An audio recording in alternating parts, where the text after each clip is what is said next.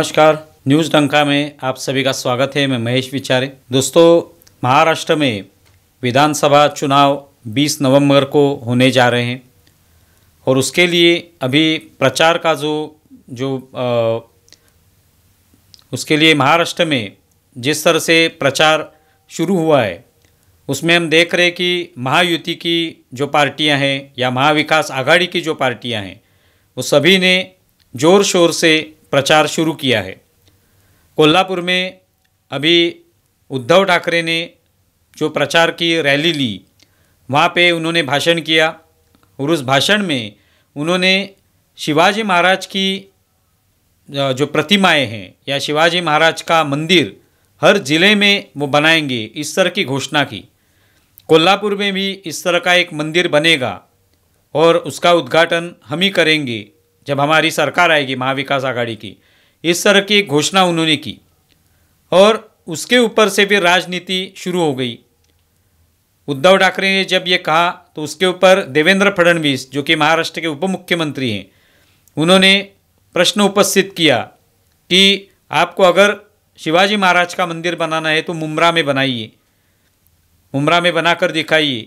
इस तरह का एक चैलेंज उन्होंने उद्धव ठाकरे के सामने रखा और फिर अलग अलग तरीके से लोग उसके ऊपर बयानबाजी करने लगे। अभी सवाल ये उपस्थित होता है कि उद्धव ठाकरे को अचानक ये इस तरह की घोषणा करने की क्या आवश्यकता आन पड़ी है कि शिवाजी महाराज के मंदिर हर जिले में तैयार किए जाएंगे, खड़े किए जाएंगे, उनका अनावरण महाविकास आघाड़ी की सरकार आने के बाद किया जाएगा। इस तरह की घोषणा करने की क्या आवश्यकता है? वैसे देखा जाए तो शिवाजी महाराज के प्रति पूरे महाराष्ट्र में ऐसा कोई इंसान महाराष्ट्र में नहीं होगा कि जिसके मन में शिवाजी महाराज के प्रति कोई अच्छी भावना नहीं हो। हर व्यक्ति जो है ये शिवाजी महाराज से ही प्रेरणा लेता है। अलग अलग जगह पे शिवाजी महाराज के पुतले आज भी बने हुए हैं और बनते रहेंगे आगे भी।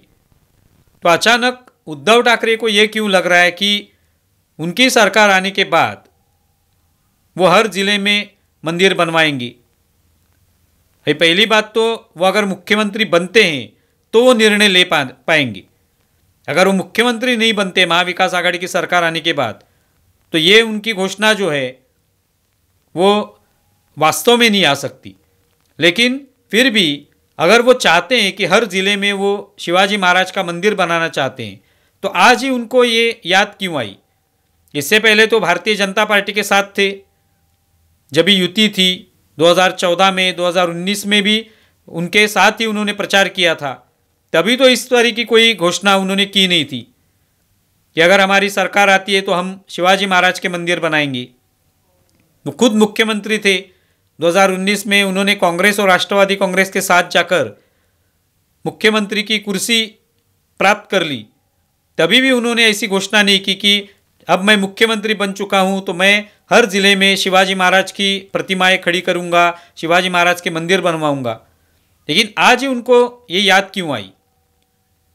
तो शायद सिंधुदुर्ग में जो शिवाजी महाराज का पुतला गिरा था उसके बाद उसके ऊपर से राजनीति करने का एक मौका महाविकास आघाड़ी की सभी पार्टियों को, नेताओं को मिला है।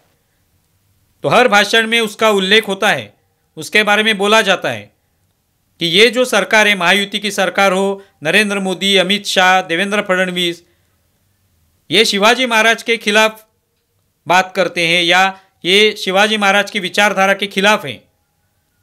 इन्होंने पुतला भी खड़ा किया, वो भी 8 महीनों में गिर गया। ये दिखाकर वो जनता को ये बताना चाहते हैं कि देखिए ये सरकार अगर आएगी तो इस तरह से शिवाजी महाराज का अपमान होगा, तो इसीलिए हमारी सरकार को चुनिए ताकि हम शिवाजी महाराज के मंदिर बनवाएंगे। लेकिन क्या सचमुच जनता इस पर विश्वास करेगी?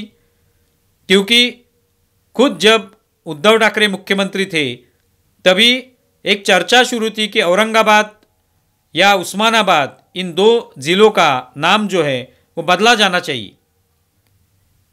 औरंगाबाद का नाम संभाजीनगर कर देना चाहिए और उस्मानाबाद का नाम धाराशिव करना चाहिए। इस तरह की बातें होती रही थी।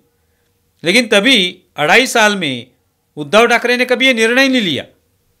जब उनकी सरकार गिरने वाली है ये उन्हें पता चला तब आखिरी कैबिनेट में उन्होंने ये निर्णय लिया, उसका कोई फायदा भी नहीं था।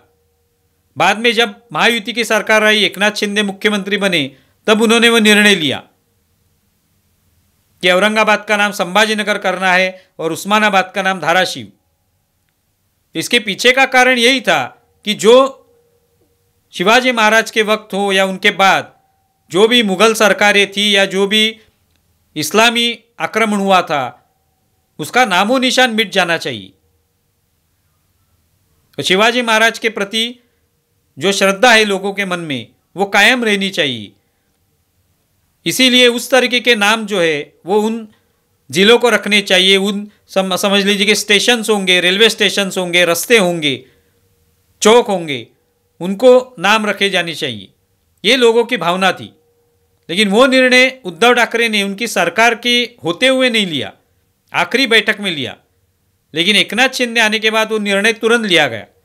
तो तभी मन में आशंका उत्पन्न होती है कि उद्धव ठाकरे अगर सचमुच शिवाजी महाराज के प्रति इतनी श्रद्धा रखते हैं तो वो निर्णय उन्होंने तुरंत लेना चाहिए था, लेकिन उन्होंने नहीं लिया गया। तभी ये भी मुद्दे आए थे कि अलग अलग जो शिवाजी महाराज के किले हैं महाराष्ट्र में, उन किलों पर अतिक्रमण होता है, अनधिकृत कुछ चीज़ें बांधी जाती हैं, उसमें फिर मज़ारें भी बांधी जाती है, कहीं पे मस्जिदें खड़ी हो गई हैं। तो ये कैसे खड़ा हो गया? इसके प्रति कोई आवाज़ उठाता है तो उनका समर्थन उद्धव ठाकरे ने कभी नहीं किया। तो ये क्यों नहीं किया? अगर शिवाजी महाराज के प्रति श्रद्धा है तो शिवाजी महाराज के होते हुए कभी उन किलों पर किसी ने मस्जिद नहीं बांधी, उसकी आवश्यकता भी नहीं थी।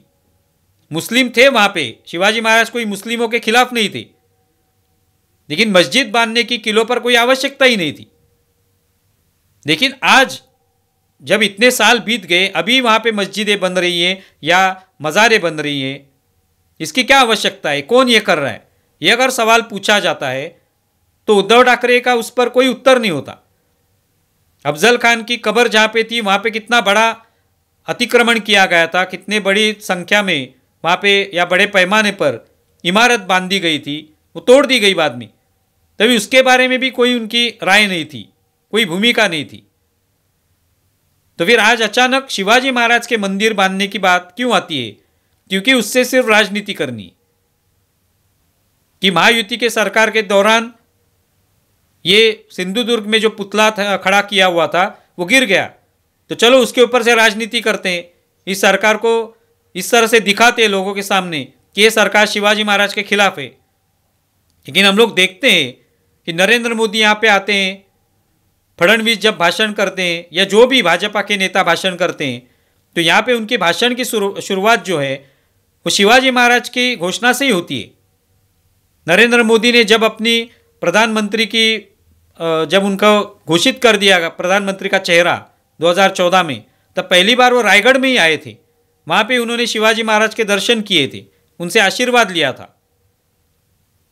तो किस मुंह से ये कहा जा सकता है कि ये सभी जो भाजपा के नेतृत्व में जो सरकारें हैं वो शिवाजी महाराज के खिलाफ है? लेकिन राजनीति का एक मौका इससे मिल जाता है। आप इसके बारे में क्या सोचते हैं ज़रूर बताएं। हमारा ये वीडियो ज़्यादा से ज़्यादा शेयर करें और हमारा यूट्यूब चैनल सब्सक्राइब करें। धन्यवाद।